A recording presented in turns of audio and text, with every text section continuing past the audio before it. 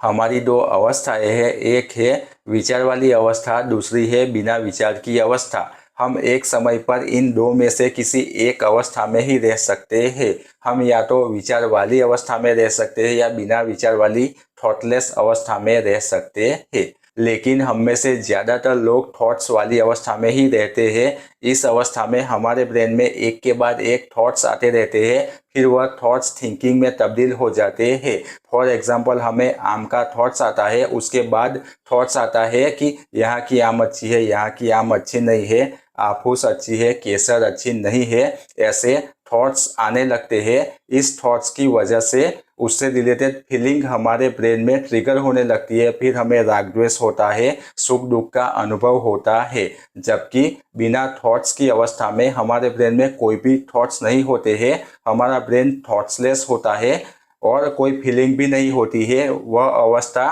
मुक्त अवस्था होती है, शांति वाली होती है, आनंदमय होती है।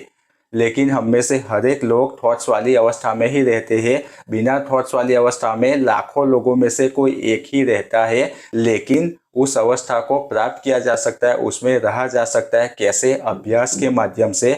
हम अभ्यास के माध्यम से उस अवस्था में रह सकते हैं। मेडिटेशन के माध्यम से उस अवस्था को प्राप्त किया जा सकता है। उस अवस्था में हमारे मन की स्थिति दिन में दिखने वाले चंद्रमा जैसी होती है। दिन में चंद्रमा तो उपस्थित होता है, लेकिन सूर्य के प्रकाश में उसकी आवश्यकता नहीं होती है। हम उस अवस्था में मन का उपयोग तभी करते हैं जब उसकी ज़रूरत होती है। जब ज़रूरत नहीं होती है तब हम उसका उपयोग नहीं करते हैं।